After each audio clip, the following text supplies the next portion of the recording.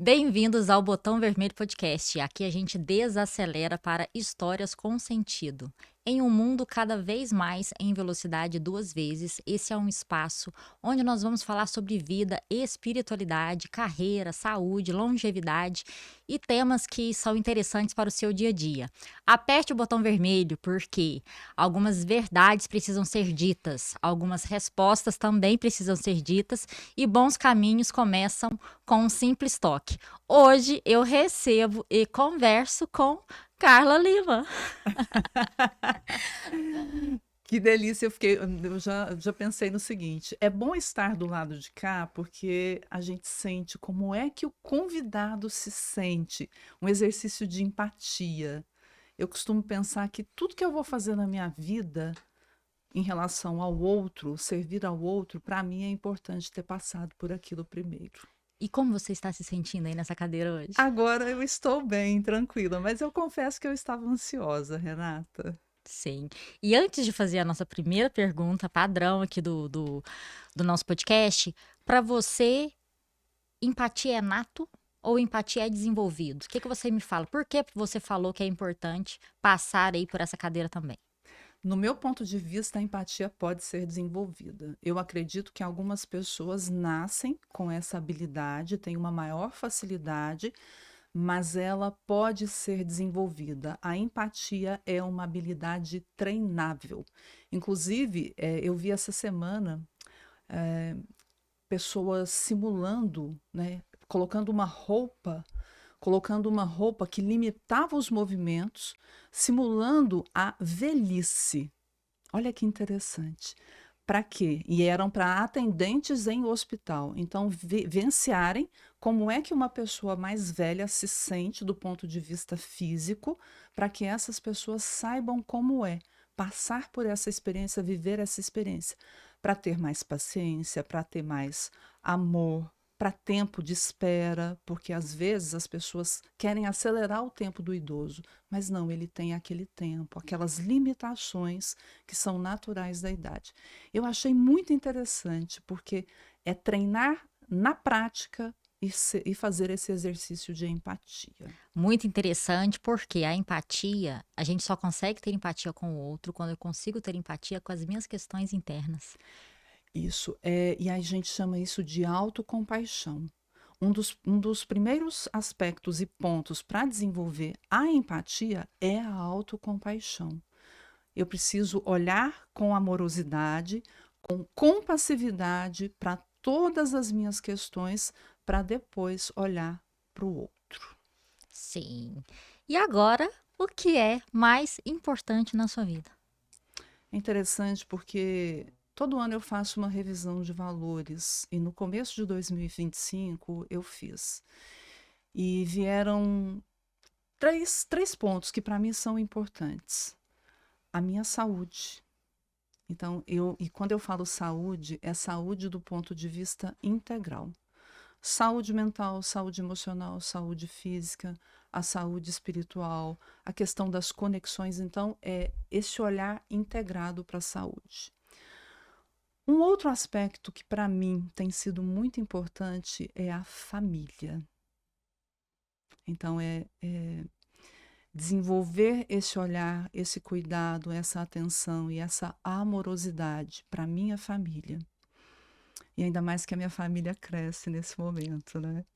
E um terceiro aspecto é que eu estou olhando um pouco mais para o meu trabalho, do ponto de vista e daqui para frente. O que é que eu vou, como é que eu vou cuidar, o que é que eu desejo em termos de trabalho para a minha vida.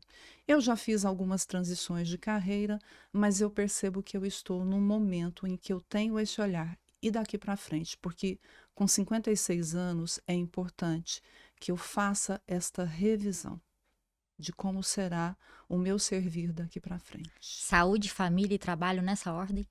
Saúde, família e trabalho. E por que saúde, né? E assim, eu acho que é importante a sua pergunta, porque quando eu olho para a saúde do ponto de vista de todos esses aspectos que eu citei para você, É eu me cuidar, eu me olhar primeiro, e isso não é egoísmo, porque muita gente que pode estar me ouvindo dizer, poxa vida, será que isso não é egoísta, né? E não é egoísmo, porque se eu estiver bem sobre todos esses aspectos que eu citei aqui, emocional, espiritual, conexões, físico, eu posso estar bem e eu estou disponível, eu estarei disponível para tudo aquilo que vem na sequência, que é a minha família, o meu trabalho, os meus amigos e tudo aquilo que é importante que eu faça e que eu entregue nesse mundo. Ah, olha, Renata, eu já atendi tantas pessoas, tanto na consultoria quanto na clínica, nos momentos em que eu dizia que é importante que a gente se coloque em primeiro lugar, ama a si mesmo como ama o outro, porque se eu não cuido de mim, como é que eu posso cuidar do outro? E eu escolhi uma profissão de ajuda. A minha profissão é psicóloga, eu sou psicóloga, minha formação é psicóloga. Eu atuo como psicóloga clínica, como consultora, mas eu estou sempre nesse propósito de ajudar, de apoiar, de desenvolver o outro. Se eu não faço isso comigo primeiro, aí eu acho que eu estaria sendo sim egoísta, porque o que que eu vou entregar para o outro se eu não olho para esses aspectos em primeiro lugar? E na verdade a gente não dá o que a gente não tem, né? Hum, Principalmente nas profissões de ajuda, você não empresta dinheiro se você estiver no cheque especial. não. Eu não dou para o outro aquilo que eu não tenho, aquilo que eu não cuido em mim. Eu fico deficitária, eu fico deficiente, eu fico devendo, eu fico com saldo negativo. E eu acho que hoje, eu estava lendo uma reportagem essa semana, ou não lembro se foi semana passada, mas o quanto os profissionais de ajuda estão adoecidos. Então, não é um privilégio. O burnout, a ansiedade, a Depressão. depressão, não é um privilégio de pessoas que estão dentro de organizações, de profissionais da saúde, que acabam que são profissionais de ajuda, mas os psicólogos estão passando por problemas de saúde seríssimos. As pessoas que lidam diretamente com ajuda e apoio ao outro muitas vezes descuidam de si, porque já tem um perfil natural de entregar para o outro, de ajudar o outro, inclusive, a gente precisa tomar muito cuidado de não virar o salvador. E aí, quando a pessoa tem esse perfil, se ela não está conectada, se ela não está antenada com ela mesma, e se ela não olha e não se coloca no centro da própria vida, a grande tendência é que ela entregue tudo para os outros e fique nesse déficit. E aí eu não tenho nada, nem para mim, e num curto e médio prazo não tenho nada também para entregar para o outro. E é interessante que quem dá tudo, em um primeiro momento, pode parecer que é uma pessoa muito boa, né? Que é uma pessoa que ela tem muita bondade, que ela tem muita disponibilidade de ajudar os outros. Mas a primeira ordem da ajuda, que é excepcional e a gente nunca deve esquecer, é que a ajuda deve ser solicitada. E além da ajuda ser solicitada, eu não tenho esses dados. Eu gosto de dados, números, e é uma realidade que a Carla está trazendo, da quantidade de profissionais de saúde com ansiedade, depressão e outros problemas de ordem de saúde mental. É também você olhar para a história do outro com a grandeza que às vezes a minha ajuda é um alívio, é uma ajuda no processo, mas que a história dele foi escrita por uma pessoa que tem muito mais poder que eu, né? Uma entidade que tem muito mais poder que eu. Isso me ajudou muito no meu processo também profissional, de entender que eu não salvo, eu não ajudo, eu sequer tenho algum poder sobre a história do outro. E precisa ser humilde para ajudar as pessoas desse lugar. Então, se eu estou com uma pessoa, se eu sou cardiologista, estou com o coração da pessoa ali nas minhas mãos, eu sou simplesmente um canal, uma pessoa que tem um conhecimento e um poder para fazer aquela ação, mas o destino e a história daquela pessoa não pertence a mim. O sucesso daquela cirurgia, ela está nas minhas mãos até um certo ponto. O restante a gente tem, né, uma força maior, grandiosa, fazendo isso. E a gente tem a vontade da pessoa, que é soberana também, o desejo da pessoa. Porque às vezes aquela pessoa já fez uma escolha. E pode ser que. E pode ser não. E primeiro vem o de lá de cima, o todo-poderoso lá de cima, mas depois vem o desejo dessa pessoa e a vontade dessa pessoa. E é tão interessante olhar, porque, em teoria, eu estou ali em terceiro. Eu, como profissional da ajuda, estou ali em terceiro lugar. Sim. Uma mera Uma ferramenta. mera Mera ferramenta. ferramenta de ajuste. Alguém que naquele momento ali é uma mão do destino. E a gente vê isso, inclusive, na nossa profissão de consultor, na nossa profissão, na minha, por exemplo, que eu atuo como coach executivo, life coach e psicóloga clínica. Nós ali somos alguém que está a serviço de algo que é muito maior. Tem o destino daquela pessoa, tem as escolhas que aquela pessoa faz naquele momento, e nós entramos com essa pessoa que respeita, que está ali para fazer parte do fluxo da vida daquela pessoa, né? E aí, eu me lembro de um dos episódios que nós gravamos aqui, se não me engano, foi inclusive com a Daisy, né? Onde você fez essa pergunta, né? De como a gente atua diante do envelhecimento dos nossos pais. Inclusive, como filhos, a gente precisa também ter esse olhar, né? De que eu ali sou o pequeno e meus pais são grandes e a decisão deles é soberana. O que é e como eles querem ser tratados nesse momento de envelhecimento. Respeitar o movimento que o outro tem diante da vida. Eu tenho uma cliente que ela teve uma perda da mãe numa história muito forte, porque envolveu uma outra pessoa da família com uma história que parece de cinema. E a pessoa que mais queria morrer ficou viva.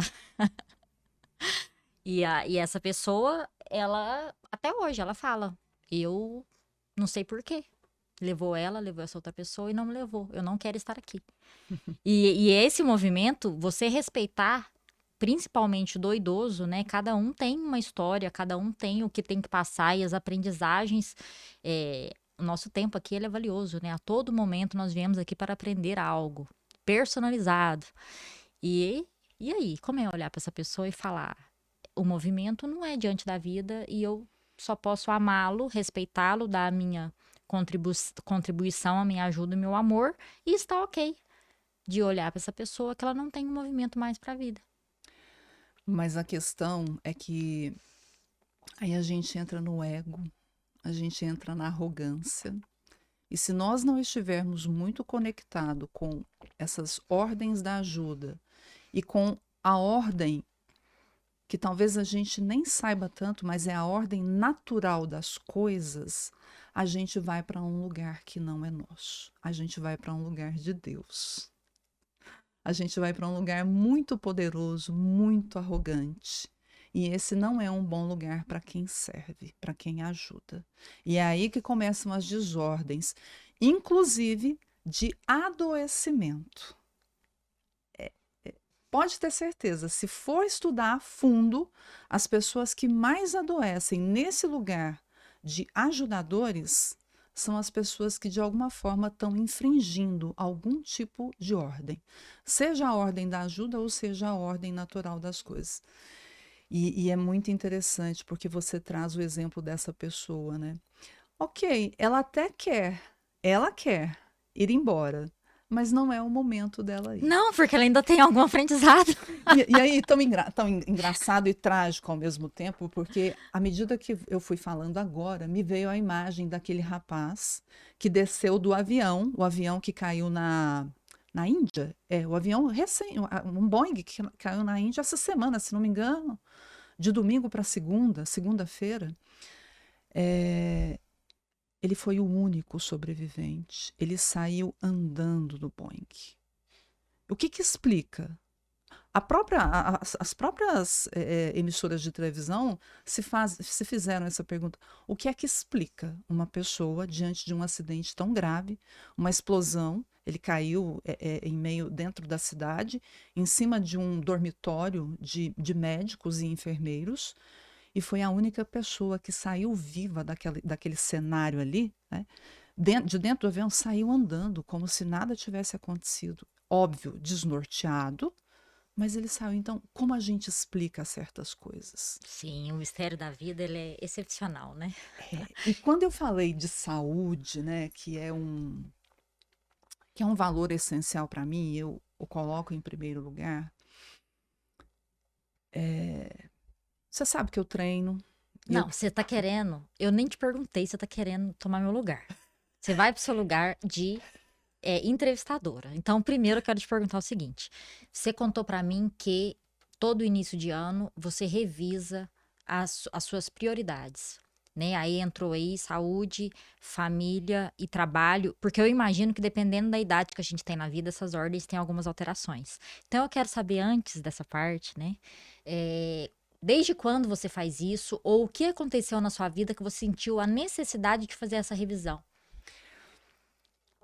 eu me conectei com esse tema de valores quando eu fiz a minha formação em coaching. Então, ali eu despertei para a importância, porque todas as vezes que você tem consciência dos seus valores essenciais, isso é um norteador para a sua vida. E para quem tá ouvindo a gente, o que que são valores essenciais? É aquilo, eu vou falar de forma muito simples, é aquilo pelo qual você seria capaz, inclusive, de matar. De forma bastante simples. É tão essencial para você que você não abre mão daquilo. Então, é, a saúde é tão importante para mim, porque Você mata quem? Você mata quem? Só pra saber. ela é tão importante para mim que, olha, nesse estágio da vida, e aí é importante o que você comenta, porque ela não foi. Durante muito tempo, eu cuidava, mas eu não cuidava com a consciência que eu cuido agora. Por quê? Porque agora eu olho lá para o futuro, Que futuro? 80, Ah, 90 anos. É para isso que eu olho. Eu cuido agora porque eu quero. Se eu quero viver mais, eu quero viver melhor, eu quero viver bem. Então, eu preciso cuidar de todos esses aspectos agora. Gente, eu já usufruo de tudo aquilo que eu cuido, mas eu tô olhando lá para frente. hoje, como você se cuida? Mas você não respondeu ainda pra mim quando você começou a fazer essa revisão Olha, mais ou anual. menos essa consciência de valores foi mais ou menos em 2009, quando eu fiz uma transição de carreira Você tinha muito qual idade? importante. Eu tinha perto de 40 anos, mais ou menos. E com muita frequência, de 3 anos para cá, eu faço essa revisão. De 3 anos para cá. Embora eu saiba da importância, mas de 3 anos para cá. E você perguntou a ordem lá no começo da nossa entrevista, a ordem, né? Trabalho, por anos e anos, esteve no topo da lista. Era o meu valor. Eu não sabia nomear isso, mas hoje, olhando e fazendo um exercício de aprofundamento, eu sei que trabalho era o meu valor essencial. E aí eu sacrificava uma série de outras coisas, a família, inclusive, A saúde também. a saúde também. E o que que teve, o que que aconteceu na sua vida que isso passou a ser diferente?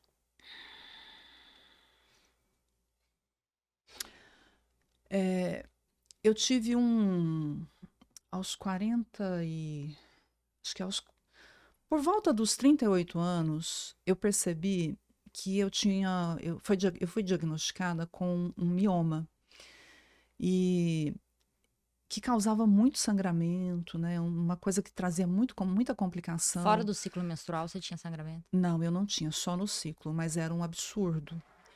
O E que é aí, absurdo? absurdo de a minha ferritina ficar baixíssima, de eu ter quadro de anemia e ferritina sempre baixa. E isso começou a minar energia. Falta de ferro no sangue, anemia, é falta de alegria, quando a gente faz a conexão com a psicossomática, né? E ali eu comecei a perceber que tinha alguma coisa errada. E foi exatamente nessa época que eu comecei a pensar que eu precisava fazer uma revisão da minha vida. E nessa época eu era uma executiva, trabalhava loucamente, workaholic mesmo, uma trabalhadora compulsiva, tinha um cargo executivo, e ali eu comecei a pensar que será que era daquele jeito que eu queria viver o resto da minha vida? Então eu acho que você percebe que eu tenho esses movimentos de sempre me fazer, estou num estágio da vida, eu me faço essa pergunta: é assim que eu quero viver o resto da minha vida? E essas perguntas vão fazendo com que eu comece a promover mudanças na minha vida, mudanças muito significativas. Então veio desse mioma, aí por volta de 40 anos mais ou menos eu deixei a empresa, né? E eu fiz a minha transição de carreira, que foi me dedicar a abrir a minha empresa, fazer consultoria, atendimentos clínicos, processos de coaching. Mas aí logo em seguida, então é assim, com 42, eu levei esse processo um bom tempo. Como que se, Eu levei esse como que processo, terminou a história do mioma? eu levei esse processo, tentando fazer tratamento, mas por fim a minha médica falou assim: Carla, isso é insustentável. Nós fazíamos acompanhamento, já dava para perceber que estava grande, estava avolumado. Aí eu fui para uma cirurgia onde eu fiz uma retirada do útero, mas preservei os ovários. Então, esse médico ele falou: Carla, você já cumpriu, o seu útero já cumpriu a função principal. Você tem 3 filhos. Isso daqui manter agora é só problema. Vamos retirar. Mas preservou os ovários. Você tratou na época a parte fisiológica junto com a parte emocional? Ou você focou só em resolver ali ginecologista, útero, o que que faz, exames e tal? Naquela época foi mais fisiológico. É interessante, né? Porque eu não tinha essa consciência, e talvez as abordagens terapêuticas que eu trabalhei naquele momento não tinha essa consciência do feminino. Então, naquela época, a minha energia masculina era altíssima. E aí, ó, o que que vem de presente? Porque eu falo que o adoecimento é um presente.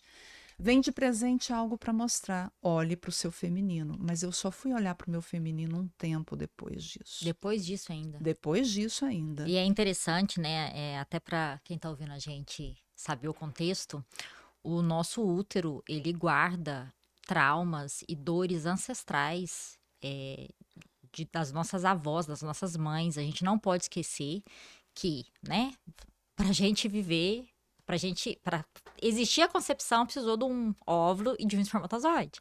E esse folículo, eu já estava dentro da minha mãe, porque o folículo que fez eu ter a vida foi desenvolvido na gestação da minha mãe, que estava dentro do útero da minha avó.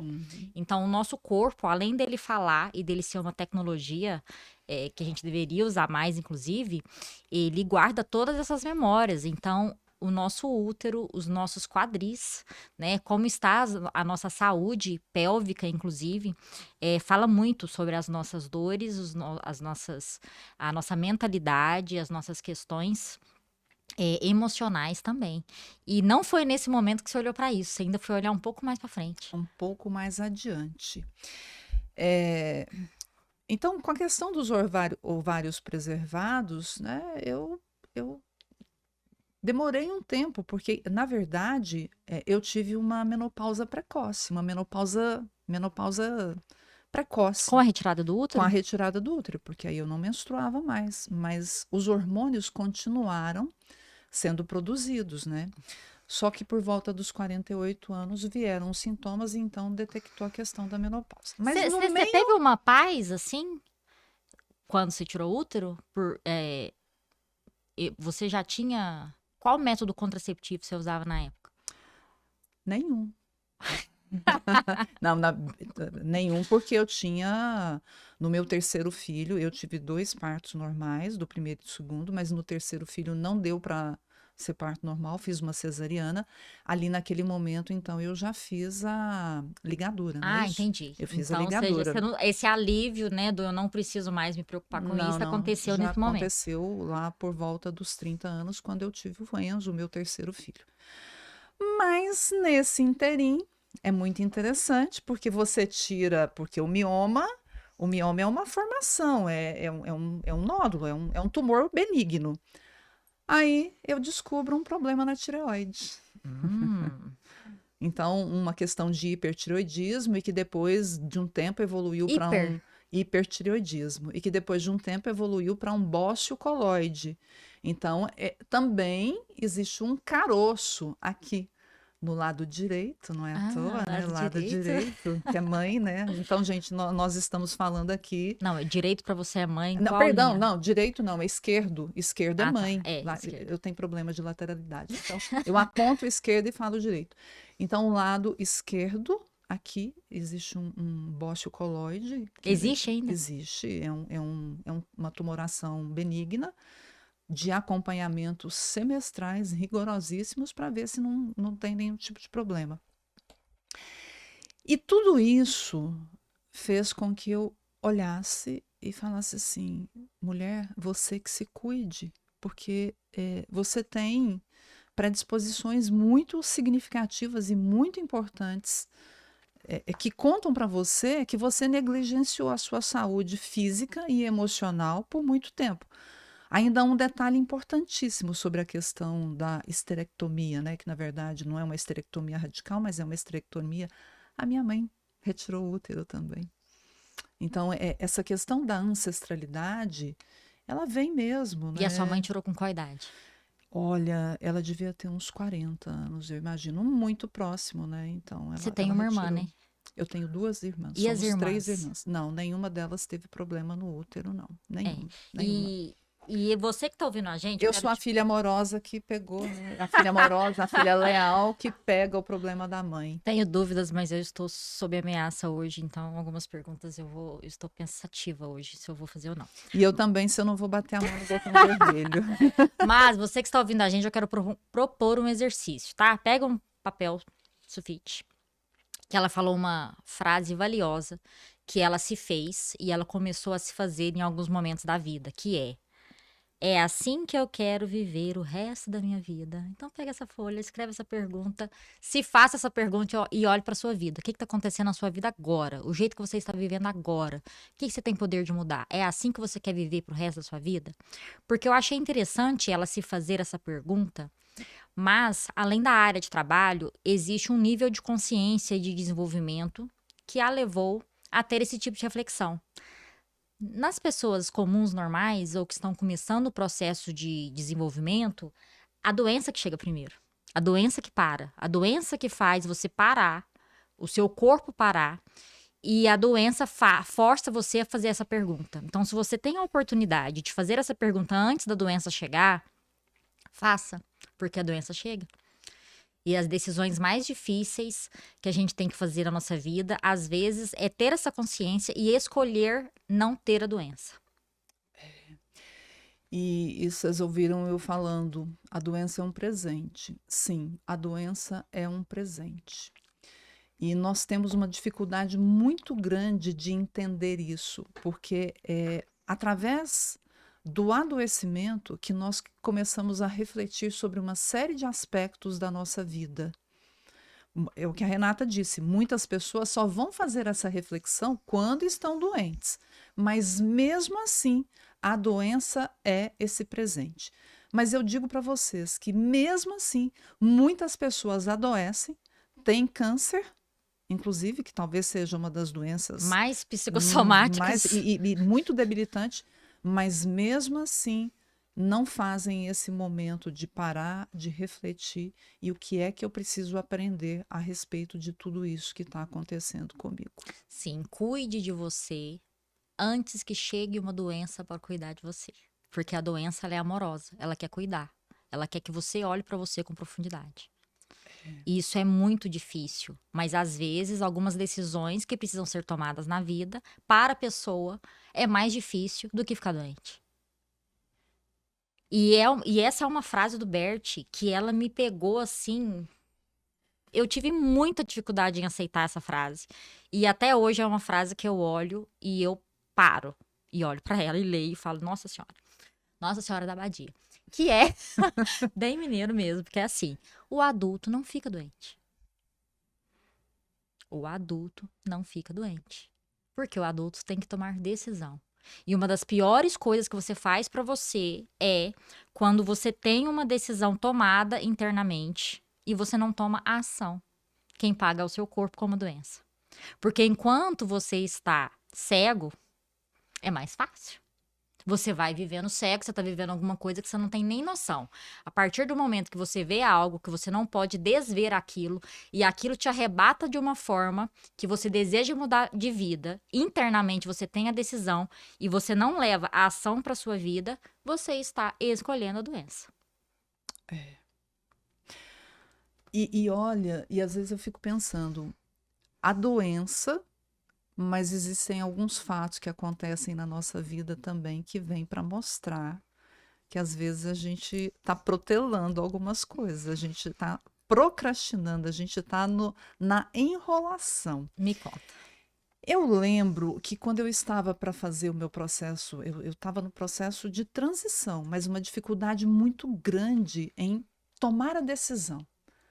Deixo isto aqui, porque não faz mais nenhum sentido para mim, para ir para o novo. Muito bem, e naquela enrolação e trabalhando isso em terapia, 30 de dezembro, não vou lembrar o ano, porque às vezes eu sou péssima, a minha casa sofre uma invasão de 4 homens armados. Você estava lá? Eu estava lá, o meu esposo, o meu filho mais velho e o meu sobrinho. Os 2 mais novos estavam na fazenda. E foi uma coisa assim, absurda. E eu não me lembro de ter sentido tanto medo na minha vida. Porque tinha o meu filho, tinha um sobrinho, sabe? Imagina um sobrinho, o filho da minha irmã, sobrinho afilhado. E aquela responsabilidade era muito grande, porque não era meu filho.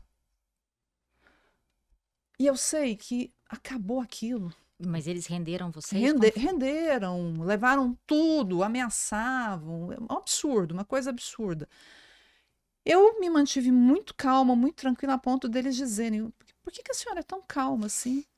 Mas era a paralisia do medo. Hoje eu consigo enxergar, porque o medo nos paralisa. Tá, passou aquilo e eu ouvi um barulho no telhado, porque eles entraram, eles entraram pelo telhado, eu achava que era aquilo. Então, até que um dia eu fui para a sessão de terapia com a minha supervisora de atendimentos, que é a Simone Martins. Simone, um abraço para você, querida, sempre. A Simone vira para mim e fala: trabalhamos isso, olhamos uma técnica regressiva, e aí nós chegamos à conclusão de que será que existe algo mais apavorante do que isso? E aquilo me fez. E ela me contou. Ela contou para mim. Se não existe nada mais apavorante, por que eu não tomo a decisão? E ela contou para mim que eu estava amarelando ela falou assim: o que você tem? Qual que é o problema? Na lata, assim, você está amarelando. Aí na hora eu falei: meu Deus, se eu sobrevivi a uma situação daquela, eu vou sobreviver a qualquer coisa.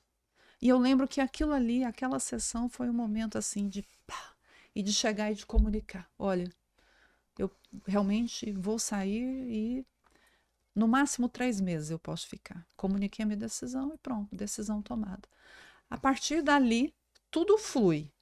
Inclusive a saúde melhora também. É interessante você falar isso, porque tem duas questões, duas formas que eu tento levar a vida, e muito intensa dos últimos 10 anos pra cá, que eu acho que a gente tem que aprender a dançar com a vida. A vida, ela é uma troca. E quando você começa a lidar com a verdade, com você e com a sua vida, as coisas mudam. E é a verdade em tudo. Eu não tenho planta artificial em casa. Eu tô com meu cabelo 100% natural agora. Então é nesse nível, porque nas pequenas coisas a gente consegue e para coisas grandes, né? E então, quando você começa a lidar em verdade com você, a verdade não lhe é negada. Então, a vida, nessa dança com a vida começa a te entregar verdades. É só você pedir e estar concentrado. Então, hoje eu tenho poucas dúvidas. E acontece algumas coisas na minha vida que parece de filme. Que às vezes eu tenho alguma questão e eu converso com a vida. Eu falo, vida, o que eu faço sobre isso? Eu tô na minha verdade, mas o outro tá na verdade, a situação está na verdade. E é assim, parece que caiu uma bigorna. E além da verdade, o outro ponto é a confiança. A vida gosta de quem confia nela. Então a gente precisa de saltos de fé, que é tomar algumas ações só dando o próximo passo, sem saber o resto da estrada. Parece muito com aquela passagem daquele filme do Indiana Jones, que ele chega na ponta com o mapa na ponta de uma caverna e a outra caverna tá de lá e tem um precipício. E ele precisa dar um passo de fé, que é colocar um pé depois do outro e confiar na vida. Então, nessa dança, né, você teve essa situação que foi super dolorosa, mas você conseguiu dar o seu passo de fé e ter essa mudança na vida. Agora me conta uma coisa. A gente estava começando a falar sobre saúde. Olhando lá para Carla dos 40 e o que você tem hoje e os 80 e poucos lá que você vai chegar. E quando você tiver 80 e poucos, eu vou ter 60 e poucos. Aí eu vou te visitar e eu vou ficar falando que eu tô um brotinho. Mas você pedala, porque para aguentar meu pique, Tô tá? pedalando? Meu pique de 86, de 90. Tô pedalando e tô postando, inclusive, eu pedalando literalmente na bicicletinha. Me conta sobre saúde. O que você teria feito diferente? Ou o que você teria começado mais cedo? Compartilhe um pouco sobre os seus hábitos de saúde. E aí a segunda pergunta é: como você indica ou que tanto para você é importante lidar com essa parte física junto com a parte emocional? Você que lida, né, com a questão de longevidade, menopausa. É muito interessante, Renata, porque eu acho que eu sou o tipo de pessoa daqui para frente. Porque eu não teria feito, com aquela cabeça lá, eu não teria feito nada diferente daquilo que eu fiz. Nada. E às vezes as pessoas ficam nessa coisa, ah, não, eu vou esperar, ou agora tá tarde para isso, tá tarde para aquilo. Não. No meu ponto de vista, nunca é tarde para nada. Basta você ter o desejo e a consciência de que aquilo ali vai ser importante para você. Porque eu não faço nada se eu não achar que aquilo é importante para mim.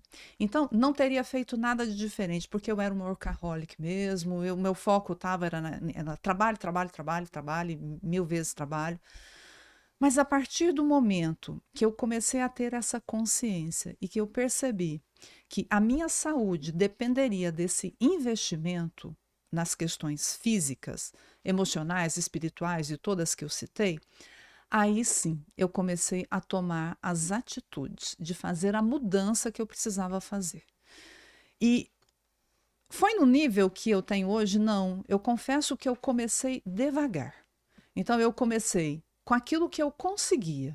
E aquilo que eu conseguia naquele momento era o que estava me impactando, que era uma dor aqui, uma outra dor ali nas costas, um abdômen fraco, e aí eu fui para o Pilates. Depois do Pilates, veio uma consciência de que para viver mais e melhor, eu precisaria cuidar, além de flexibilidade, eu também teria que cuidar de força, treino de força.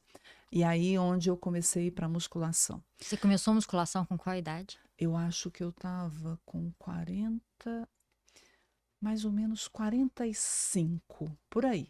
45. Que legal. 45. Mas eu tive inícios, paradas. O que eu nunca parava? Com as caminhadas, que é péssimo para quem está nessa faixa de idade. Se você não estiver fazendo nada, ok, mas conta como aeróbico. Mas para nós, a partir de 40 anos já, os novos estudos dizem, é musculação. É isso que você tem que investir. Não tem como fugir da musculação. Não tem como fugir da musculação. Só que dos 47 para cá, 47 não, dos 50 para cá, eu percebo que a musculação ela tem sido algo religioso na minha vida. Então, é dedicação. Durante muito tempo eu fiz treino funcional, que foi excelente, excelente, porque melhora muito frequência cardíaca, me ajuda muito. Mas até mais ou menos 53 anos, eu estava muito focada na musculação.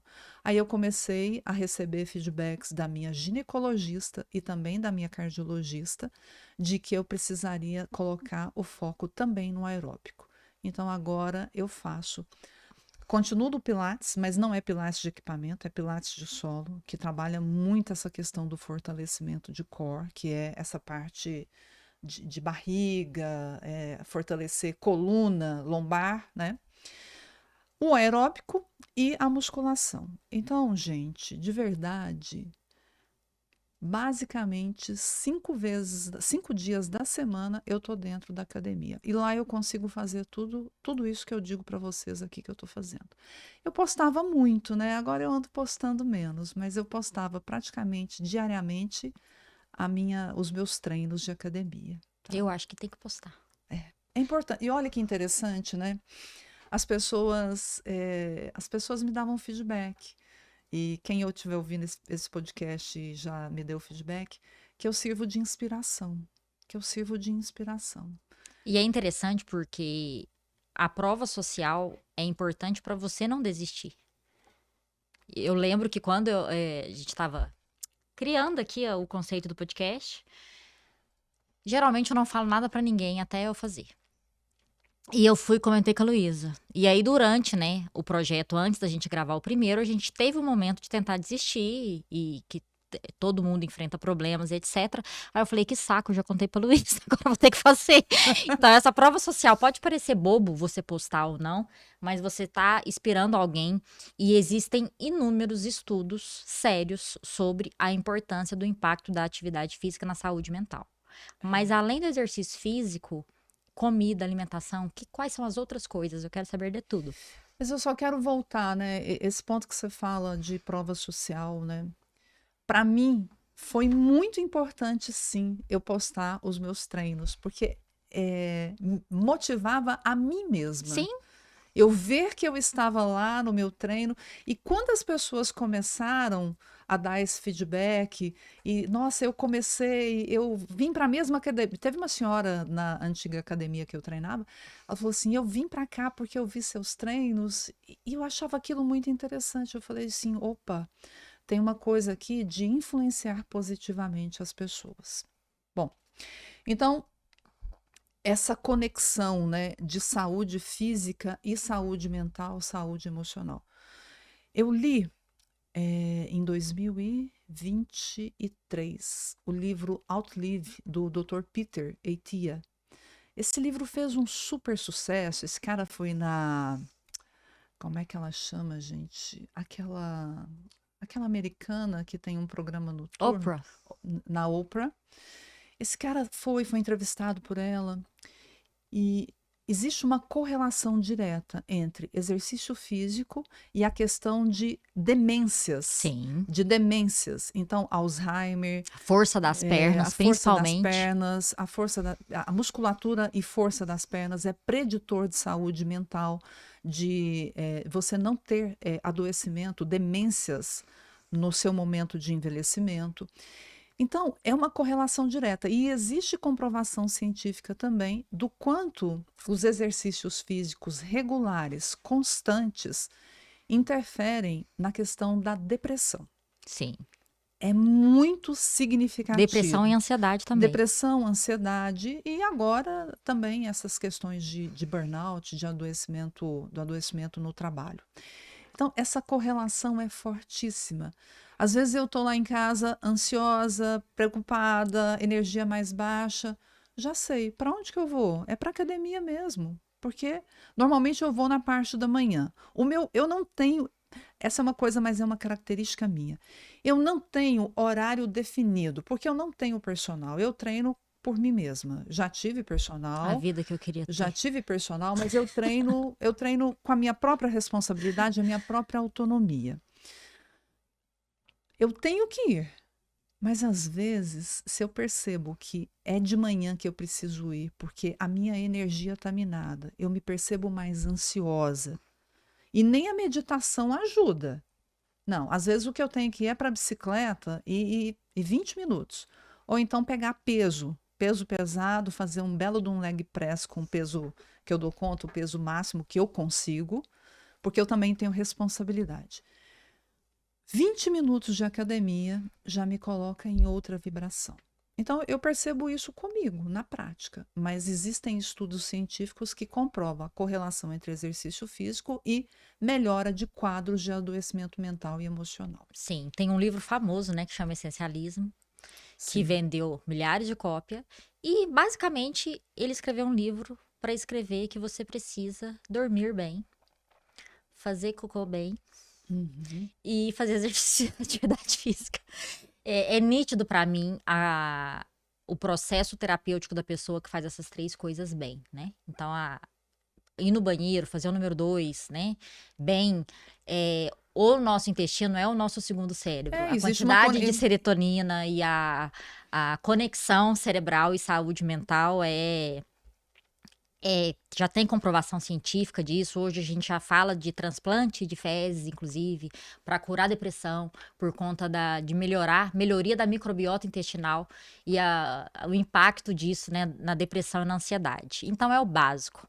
E ontem eu estava falando com uma cliente que a atividade física, eu saio da academia destruída. Hoje eu também faço 5 vezes por semana. Eu comecei aos 33. Eu fui da dança, fui do pilates, eu sempre fui muito ativa, mas demorou entrar pra mim essa consciência que da musculação não tem como fugir. E ontem eu tava falando com uma cliente que a musculação, ela me ajuda na doçura, na minha doçura. Porque eu faço tanta força lá. Você coloca tanto. Eu saio de lá mansinha, assim, ó, calibrada, tranquilamente, porque hoje eu acordei e eu falei assim, eu tô com um problema, nossa, eu tô com dor nos rins. Aí eu fui lembrar que ontem eu fiz um stiff pesadíssimo. E Eu vi o peso. Sim. Você tinha o que ali? Uns 40 quilos de cada lado? 50 mais barra. E perto do meu peso, né? 50 total. 50 total. De anilha, mais a barra, né? mais a barra. Então, assim, aí eu lembrei que não é rins, é o stiff que tá doendo. Então, assim, é minha doçura. Por que eu tô tão meiga e tão doce? Porque eu pego muito peso. E é um deslocamento de energia na minha comunicação mais tranquila, na minha paciência, na minha gestão da ansiedade. Eu não tenho dúvida o quanto a musculação me salva. Eu também não tenho. E olha que interessante. As minhas dores na coluna, elas melhoraram muito mais com a inclusão da musculação do que só com o Pilates. A combinação dos dois foi perfeita para mim. Eu já fiz muito escada, mas eu evito. Hoje eu tenho recomendação mais de fazer bicicleta, porque ela impacta menos a questão dos joelhos, né? Mas olha, quando você fala, né, do sono, do intestino, existe ligação direta, né? O eixo intestino-cérebro. Inclusive, estava falando e eu lembrei de uma coisa. Lembra daquele termo que nós já usamos muito e ainda se usa hoje? A pessoa está enfesada. Sim, tá enfesada, está cheia de fezes. Está cheia de fezes. Sim, sim. Então, a gente precisa pensar sobre isso. Existe uma correlação direta. O nosso corpo é inteiro integrado. Agora, tem uma coisa muito importante que esse ano, e foi proposital, eu acrescentei na minha vida: a espiritualidade. Você não vai me contar alimentação? Alimentação? Tá, então você quer que eu conte primeiro a alimentação? Quero. Renata, eu diria para você que, através de 2 intolerâncias alimentares que eu tenho intolerância a glúten. Eu não sou celíaca, mas eu tenho intolerância a glúten. O que você sente quando você come glúten? Então, eu só ia para o hospital todo mês, com uma enxaqueca que me incapacitava. Até que um dia um iridologista, que é um terapeuta holístico, né? A iridologia, eles tiram uma foto da sua íris e ali eles fazem uma análise de todas as possíveis doenças que você tem, e todas as doenças que você já tem e daquelas que pode vir a ter. Além disso, te dá um perfil emocional, inclusive de adoecimentos emocionais e mentais que você venha a ter. E aí ele reforçou a questão da intolerância à lactose, porque eu já sabia, que também foi por uma médica integrativa. Ele falou, mas você também tem intolerância a glúten. Você por um acaso não tem enxaqueca? Aí eu só respondi para ele que uma vez por mês eu ia para o pronto-socorro. Eu só conseguia curar a dor de cabeça depois de ir para o pronto-socorro. Daí ele falou 15 dias, 30 dias sem qualquer ponto de glúten no seu organismo. Qualquer coisa de glúten. Nunca mais. Nossa. Nunca mais eu fui para o pronto-socorro. Além disso, eu tinha escamações na pele, eu escamava inteira. É como se a farinha saísse pelos meus poros, então eu escamava inteira. A lactose foi mais ou menos mesmo. A lactose foi antes do glúten e a lactose, os problemas eram uma rinite sinusite que não curava, gente, agora vocês pensem, olha a dificuldade de ouvir o corpo. 3 a 4 anos sofrendo com esse negócio de rinite sinusite. E candidíase recorrente também. Sim. Então, o que esses dois alimentos causavam no meu organismo? Inflamação de nível altíssimo. Esse iridologista virou para mim e falou assim, eu não sei por que é que você não desenvolveu uma Hashimoto. E pode ser que o meu hipertireoidismo, todas essas questões da tireoide, possam ter vindo também dessa intolerância, né? Bom, por que eu estou contando isso? Porque isso foi um presente, porque em função disso, eu sempre achei que eu comia bem, mas em função disso, eu passei a comer muito bem. Você toma refrigerante? Tomo, de vez em quando eu tomo. Qual frequência? Olha, uma vez por final de semana, normalmente eu tomo. Fritura. Mas eu não tomo. Talvez eu tome o pior de todos, porque açúcar não é uma coisa que cai muito bem para mim. Então, Você não toma o zero. eu tomo zero. Você toma o zero. Eu tomo zero, porque com açúcar. Engraçado, com açúcar não vem. Fritura, zero. Zero. Gente, primeiro porque eu não sei fazer fritura. E segundo, que se qualquer lugar que eu for comer fritura, vai ter contaminação. Do glúten. Do glúten, porque eles fritam. E industrializados? Molho de tomate, molhos... Olha, bolachas. normalmente aquelas passatas que vêm em vidro, eu utilizo as passatas que vêm em vidro, que é um molho de tomate. Bolacha jamais, porque tem glúten. Eu mesma faço meus pães, eu mesma faço os meus bolos. Tudo, eu sou uma fã dessas coisas, aqui em Minas a gente chama de quitandas, né? Eu sou uma fã de quitandas, então eu mesma preparo a minha alimentação. Você chega a usar manteiga ghee ou você usa manteiga tradicional? A manteiga tem um pouquinho de lactose, né?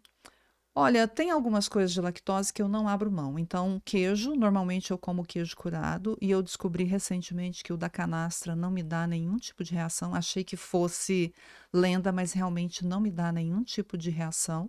A manteiga, eu não abro mão. Manteiga. Mas eu mesma já fiz manteiga ghee, mas eu me adapto melhor com a manteiga. Então, Você usa orgânicos ou verdura normal? quando eu acho orgânicos, eu compro, mas eu uso verdura normal. Então, eu não sou essa pessoa tão... Porque como eu já tenho 2 restrições alimentares... Já restringe bastante já coisa. restringe muita coisa. Se eu for restringir outras coisas, fica muito complicado. Bebida alcoólica, cada vez menos eu bebo. Por quê? Porque isso interfere diretamente nos sintomas da menopausa.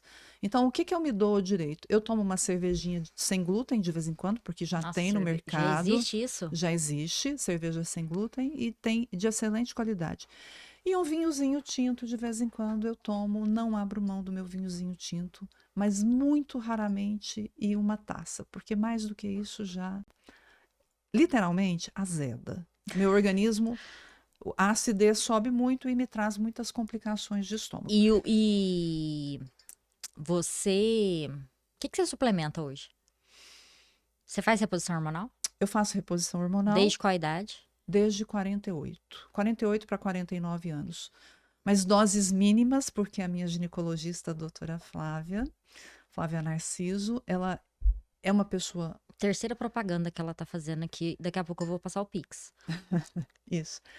A doutora Flávia é uma médica muito antenada com tudo o que há de mais moderno em termos de menopausa e, ao mesmo tempo, é uma médica cuidadosa nas doses. Então, o que que eu reponho hoje? Testosterona e estradiol. Testosterona e estradiol. Ela não me recomenda, então, doutora Flávia, a senhora sabe que eu tomo progesterona sem a senhora me recomendar, mas tá tudo bem. E quem te recomenda a progesterona? Na Doutor verdade, eu Nick. estudei muito sobre isso. Gente, eu sou uma estudiosa de menopausa, porque até chegar na doutora Flávia eu penei um bocado. Então, agora eu sou uma estudiosa de menopausa. Por quê? Porque eu quero estar conectada. Mas uma outra pessoa que cuida da minha suplementação é o meu próprio filho, doutor Nicolas Lima, que a gente quer trazê-lo aqui, né, Renata? Já é a segunda vez, né, que a gente tá falando. A gente está fazendo, Eu tô né? dando um tempinho agora, porque Estamos o fazendo. Joaquim, né? Joaquim, eu sou uma pessoa empática. Estamos fazendo lobby aqui já tem um tempo, mas então as minhas suplementações, coenzima Q10, nossa, agora eu vou B12, vitamina Creatina, D, B12, essas que a gente faz em consultório, B12, vitamina D, magnésio, magnésio, mas aí para treino eu sou bem conservadora. cafezinho. Eu uso creatina, eu uso glutamina, porque na verdade é muito mais para o meu intestino, dizem que é bom, e imunidade. E eu não uso whey, porque a maioria dos whey são derivados de leite. Não me adapto com outros, mas eu uso albumina, que é proteína da clara do ovo. Eu não tenho intolerância, super, super bem. Então, quando eu percebo que a minha dose de proteína está mais baixa naquele dia, aí eu vou e suplemento com albumina.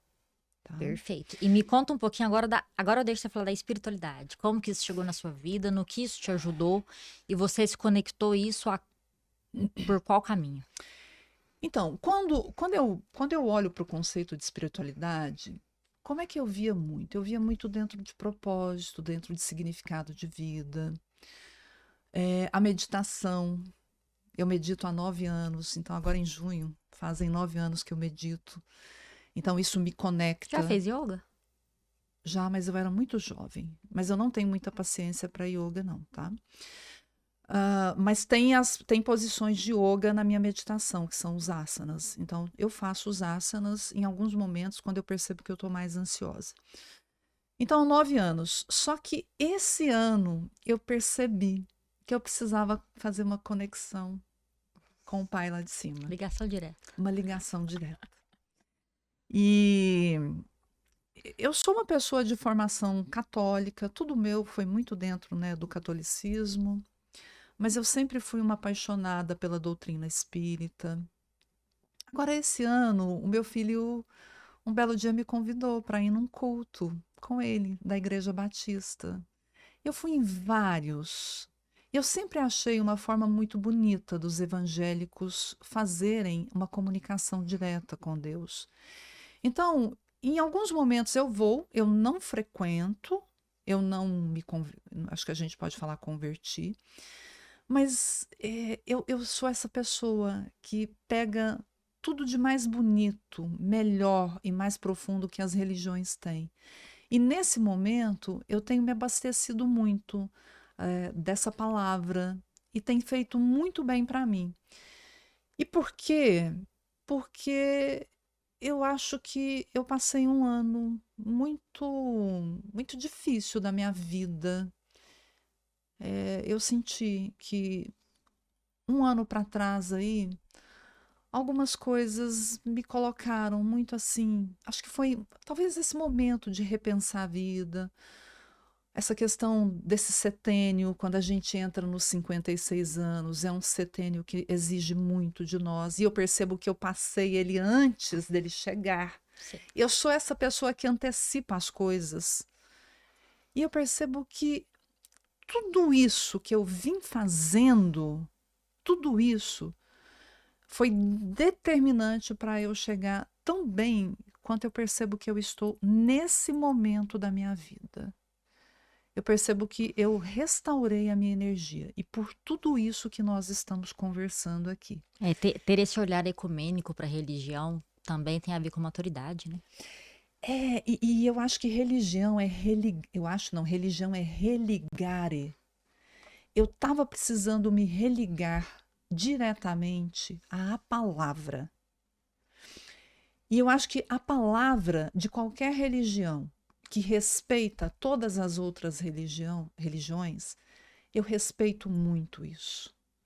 Porque eu não acredito em qualquer religião que diga a minha é melhor do que a do outro. Sim. Inclusive é nisso que a gente está vendo todas essas batalhas horrorosas que estão, né, que a gente está vendo se configurar no Oriente Médio agora. Tudo isso é em nome de quê?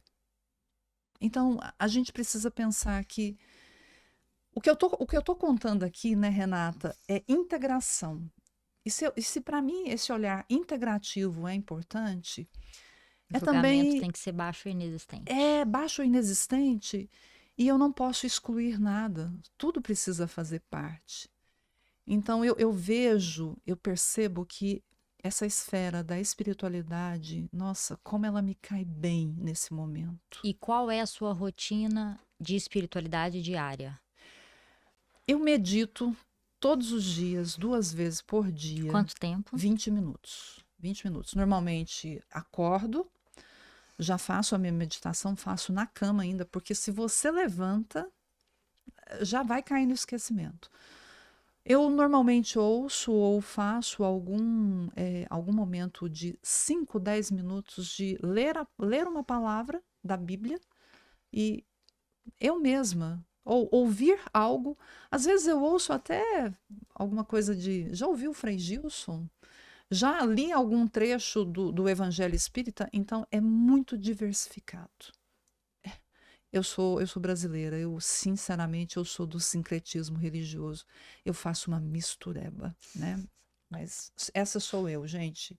Sou eu, é o meu mundo, é minha visão de mundo, né?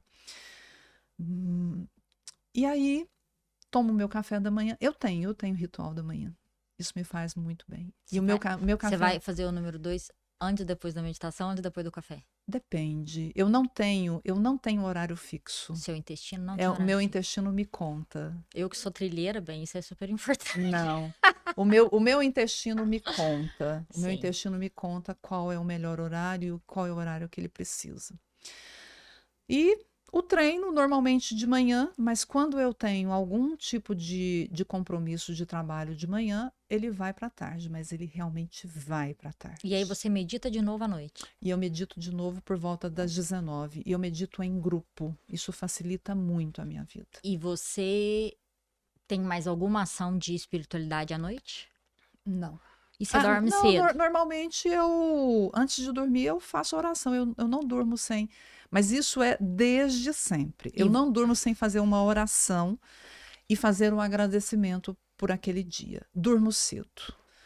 Olha, essa época de inverno que escurece cedo, às vezes 9h30 eu já estou no meu ritual de dormir, que é luz baixa e sempre algum tipo de leitura. Certo, muito bom, muito E bom. acordo muito, muito cedo. Eu acordo muito cedo. Então, 5 horas da manhã, normalmente eu acordo. Eu já estou Muitas desperta. informações preciosas aí para quem tem, né, essa vontade de também cuidar da saúde e atenção também à longevidade. Projetos. Além do podcast Botão Vermelho, quais são seus projetos atuais? Você tem alguma linha que você tem dado mais atenção? Ou tem a previsão aí de lançar algum projeto? Então, tem um projeto, porque olha só, tem tudo que eu faço dentro de consultoria, dentro de organizações, os meus clientes de atendimento clínico, atendimento individual. Tenho também os meus projetos, os meus processos de coaching executivo, principalmente life coaching, alguns e coaching de carreira. Mas tem um projeto, Renata, Você é que consteladora também, né? eu dentro do atendimento clínico, eu Sim. faço os movimentos de constelação, né? Mas é individual. Eu Uhum. não trabalho atendimento coletivo. Existe um projeto que é A Menina dos Meus Olhos. Esse projeto ele já está desenhado há algum tempo, mas ele ainda não saiu do papel. Inicialmente, ele era um projeto amplo para trabalhar longevidade, viver mais e viver bem. Então, gente, eu digo que as nossas dores, aquilo que nos toca, aquilo que nos movimenta internamente, é o que de alguma forma vai virar algum projeto importante na sua vida. Então, eu tenho esse projeto de longevidade, mas existe um tema que cabe dentro dele, e principalmente olhando para o feminino, que é a questão da menopausa. Então, eu já iniciei um processo de falar sobre menopausa, mas eu sei, Renata, que eu preciso colocar e jogar isso no mundo. Porque como eu, lá com 48 anos, não tinha esse nível de consciência e aceitei numa consulta, não, isso é normal, vai passar, e não ter nenhum tipo de olhar Adequado. adequado, atencioso e especializado para olhar para as minhas questões de menopausa, essa é a dor que eu percebo da maioria das mulheres. Hoje existe um pouco mais de consciência, mas ainda é uma bolha. É uma bolha de mulheres que têm um pouco mais de acesso à informação e estão olhando para isso. Mas a menopausa é um momento da vida da mulher muito solitário. E é dentro dessa solidão que eu senti lá e que eu percebo que as mulheres sentem, que eu quero atuar, em ter grupos, formar grupos com diversos temas pertinentes à menopausa, para que possa ajudá-las nesse caminho de trilhar de maneira mais fácil, de maneira onde eu vejo que outras mulheres também passam por isso, de ter informação, de ter compartilhamento dessas dores, apoio e acolhimento a essas dores. Então, esse é um projeto que eu vou colocar no mundo. Sim. E tá aqui agora. Sim, a gente acabou de falar da prova de falar, social, né? Prova social. e tá aqui agora dito com todas as letras, porque é muito tabu, é muito preconceito da própria mulher em relação a ela mesma.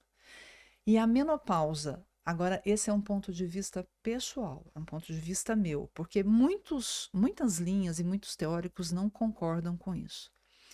Mas a menopausa é para nós mulheres essa entrada na maturidade. É essa entrada, e eu não tenho nenhum medo de dizer isso, porque eu acho essa palavra muito bonita, é uma entrada no nosso processo de envelhecimento.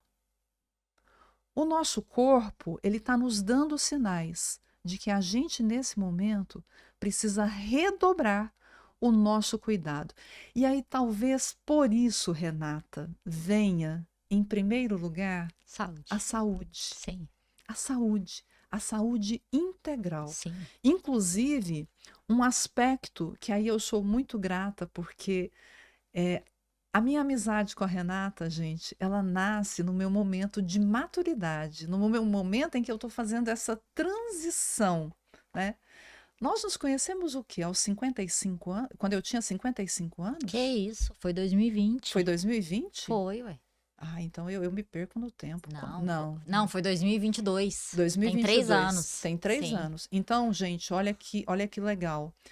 Uma amizade, e aí eu acho que também entra a Kênia, né? Porque é uma pessoa muito querida para nós, mas amizades construídas na longevidade. Então, tá aqui um outro aspecto que entra dentro de saúde, que são as nossas conexões. E as conexões são muito importantes para a nossa longevidade. A importância do afeto, da troca, Da né? troca, dessa amorosidade. Sim. E muita gratidão também por você ser a idealizadora do Botão Vermelho Podcast e me convidar como parceira para estar nessa jornada com você. Porque esse é um projeto seu, Renata. É E nosso. é lindo. A ideia é minha, mas o projeto é nosso. A ideia é sua e a gente toca esse projeto em parceria. E o que a sua mãe fez de essencial para você se tornar a mulher que você é hoje?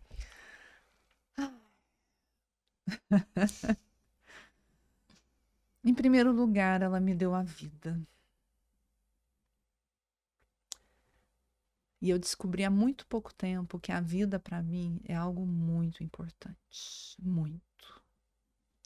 Estranho eu estar falando isso, né, gente? Mas é isso mesmo.